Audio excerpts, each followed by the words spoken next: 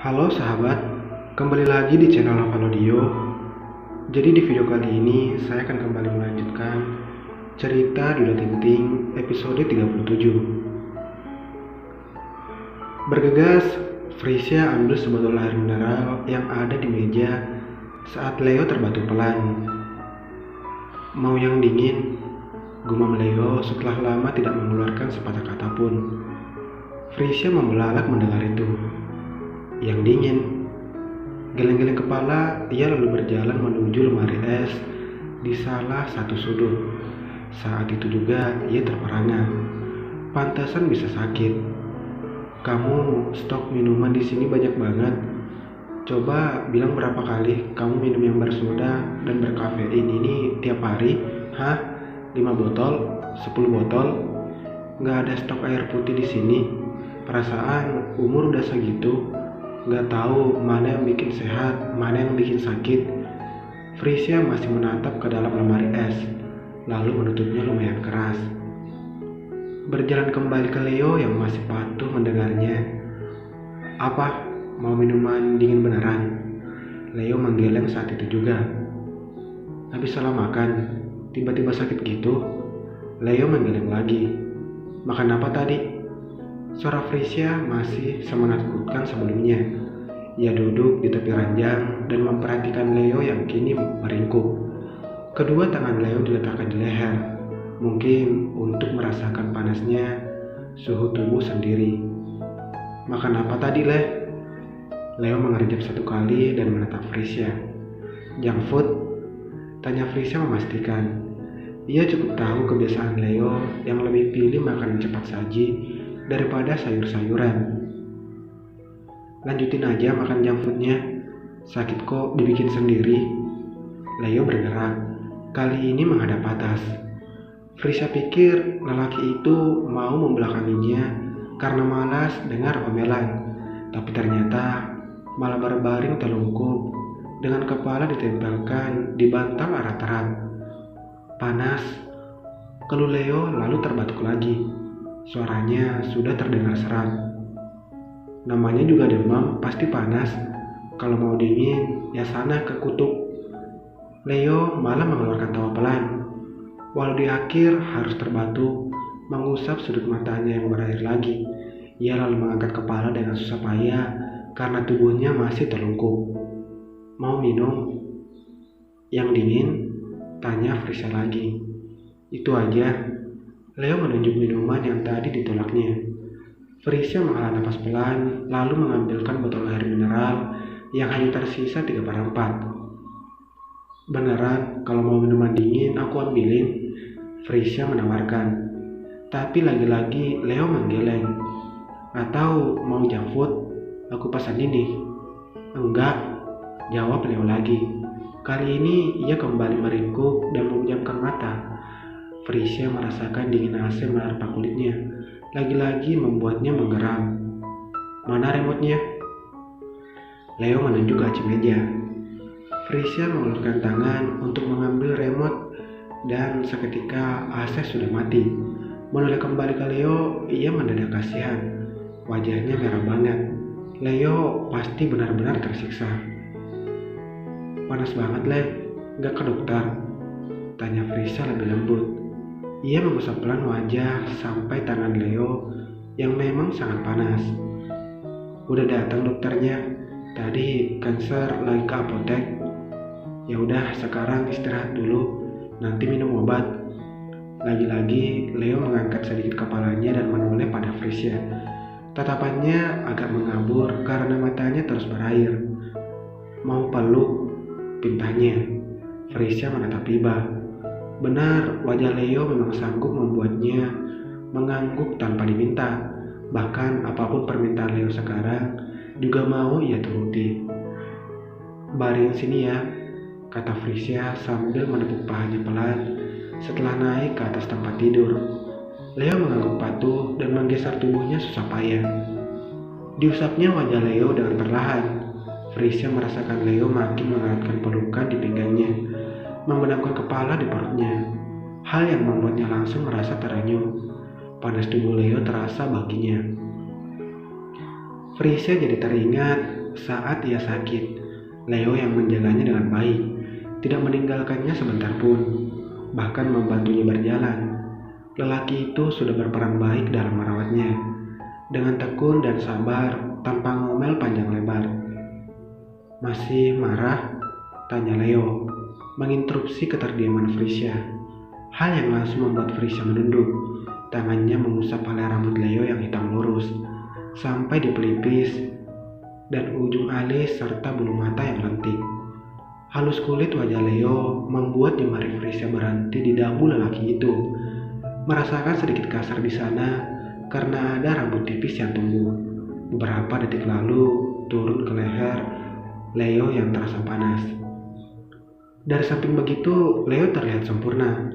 Pantas ada yang begitu mengemis perhatian tanpa tahu malu. Kebaikan hati lelaki ini terkadang disalahgunakan, entah terlalu baik, entah terlalu naif. "Maaf," tanpa sadar Frisia berbisik. "Harusnya aku gak omelin kamu. Kamu lagi sakit gini malah aku ngomel gak jelas. Padahal waktu aku sakit, kamu gak ngomelin aku." Leo menggeleng di perut Frisia. "Aku pernah dicuekin kamu. Rasanya gak enak." Frisia menaikkan alis heran. Suara Leo memang sedikit terdiam, tapi ia masih bisa mendengar. "Mending diomelin kayak tadi," bisik Leo tadi. Ya Tuhan, Frisia makin merasa bersalah. Kenapa masih ada lelaki yang bisa menerima omelan tidak jelasnya itu? "Fris." Frisia masih setia mengusap helai rambut Leo. Ia suka melakukannya. Saat-saat seperti ini membuatnya merasa dibutuhkan. Ia rasakan pergerakan Leo kini menghadap atas, walau satu tangan masih setia memeluk pinggang Frisia. Cekatan tangan Frisia beralih ke sudut mata Leo saat lelaki itu mau melakukannya. Diusapnya lembut kedua mata Leo yang berair. "Seharian aku mikirin kamu," bisik Leo lalu kembali memujam, merasakan halus tangan Frisia membelai wajahnya. "Mikirin apa?" Leo menelan ludah susah payah. Tenggorokannya juga terasa sakit, tapi ia berusaha menahan batuk. "Gimana kehidupanmu dulu? Aku berharap waktu itu udah kenal kamu, nemenin kamu, gak biarin kamu sedih, lakuin apa aja yang bikin kamu senang. Harusnya aku berusaha dari dulu buat cari pasanganku, bukan malah nerima berkali-kali orang yang keliru. Aku bodoh menyiapkan waktu buat orang itu." "Ngomong apa sih?" gumam Frisia sambil tersenyum kecil. Tangannya terhenti di pipi Leo karena lelaki itu kini mengusap matanya sendiri. Frisia tidak tahu kenapa. Apakah air mata yang keluar itu sebuah tangisan, atau memang efek Leo sedang sakit saja? Ia tidak mampu membedakan. Aku sayang kamu, Fris." Walau diucapkan dengan suara serak begitu, tapi efeknya tetap menghangatkan bagi Frisia. "Jawab dulu," keluh Leo sambil menarik kaos Frisia. Lalu Frisia terkekeh. Kenapa Leo menggemaskan sekali? "Ditabok boleh gak sih?" "Ini nangis atau karena demam?" tanya Frisia saat kembali melihat buliran air mengalir di pelipis Leo. "Nangis ya?" Leo langsung berbalik, kembali menenggelamkan wajahnya di perut Frisia. "Enggak. Leh, sini deh, aku mau ngomong." "Apa?" Walau begitu, Leo tidak mengubah posisinya. Akhirnya Frisia yang mengalah. Ia menunduk serendah mungkin sampai bisa berbisik di telinga Leo. Hawa panas langsung menerpanya begitu mereka makin dekat. "Aku juga sayang kamu, banget malahan." Leo terkejut. Ia mengernyit lalu menatap Frisia yang kini sudah duduk seperti semula. "Beneran? Emang gak kelihatan?" Leo masih melongo. Wajah memerahnya itu bikin gemas sampai akhirnya Frisia tidak tahan untuk tidak mencubit pipi Leo pelan. Kalau ekspresinya polos begitu, tidak kelihatan sama sekali kalau Leo seorang duda yang sudah berpengalaman dalam hal menaklukkan hati perempuan dan juga dalam hal-hal lain. Aku serius waktu bilang pengen bahagiain kamu, kata Leo. Aku nggak main-main sama hubungan kita. Kamu percaya kan? Frisia mengangguk. Ia sangat percaya Leo memang serius dengannya. Semakin mengenal Leo, ia memahami bahwa lelaki itu punya komitmen yang tinggi dalam sebuah hubungan. Aku mau jagain kamu, bisik Leo lagi. Tapi mulai besok lagi, soalnya malam ini aku mau sakit dulu. Frisia tertawa. Ada-ada saja si Leo ini. Jangan paksain, sakit kan juga gak direncanain. Ada saatnya aku yang jagain kamu kayak sekarang. Leo menggeleng. Besok aku udah sembuh pasti. Terus mau makan yang sehat-sehat biar gak gampang sakit. Gimana aku bisa jagain kamu kalau jaga kesehatan diri sendiri aja gak bisa? Nah itu tahu, ujar Frisia. Leo kembali memeluk Frisia. Kayaknya kali ini tidak akan dilepas. Soalnya terlihat sangat nyaman. Frisia bahkan yakin Leo hampir tertidur saat mengucapkan sesuatu. Kamu selalu bilang kalau aku terlalu baik, tapi kamu gak sadar kalau sebenarnya kamu baik banget, lebih baik daripada aku. Bisik Leo, suaranya mulai parau lagi. Siang tadi waktu kamu ngomong itu, aku jadi sadar kalau pengalaman hidupku gak ada apa-apanya dibanding kamu.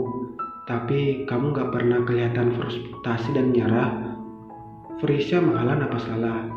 Leo pasti tidak tahu bagaimana kelakuannya dulu, menyakiti banyak orang hanya demi menutupi rasa frustasinya pada dunia, serta ketakutan untuk menjalani hidup ke depannya. Sebenarnya aku pernah marah sama keadaan, jujur Frisia. Aku malah lampiasin ke calonnya abangku, selalu nolak kehadirannya, selalu caci maki dia. Aku takut beban Bandre makin berat kalau mendatangkan satu orang yang bukan siapa-siapa di tengah keadaan keluarga yang lagi berantakan. Aku bodoh banget karena gak sadar kalau abangku juga butuh penguat lain, butuh penumpang lain, dan pacarnya bisa ngasih itu. Aku egois, aku beneran gak sebaik itu, Lek. Leo tetap diam mendengarkan. Tadi kalimat Venita bikin aku sadar. Waktu dia tanya apa kamu gak ada niat cari perempuan lain. Pertanyaan itu juga pernah aku tanyain ke abangku. Sekarang baru sadar kalau itu mungkin akibat dari kesalahanku dulu. Rasanya emang sakit, tapi aku bisa nerima karena ucapan Venita tadi gak sebanding sama apa yang udah aku lakuin ke pacarnya abangku. Sampai detik ini aku masih malu sama dia. Sekarang Leo mengerti ucapan Frisia bahwa semua orang layak mendapat kesempatan kedua, tentu saja dengan konsekuensi ke depannya. Kamu harus maafin diri kamu sendiri, Fris, saran Leo. Dia udah maafin kamu kan? Itu artinya dia percaya kamu bisa lebih baik. Frisia menolak menatap Leo. Ia mendongak sebentar. Mengingat masa lalu tetap terasa menyakitkan. Kak Rosa juga pernah bilang gitu. Dia maafin aku bukan karena aku adiknya Bang Ren, tapi dia percaya aku bisa lebih baik. Dan kamu berhasil, bisik Leo tulus.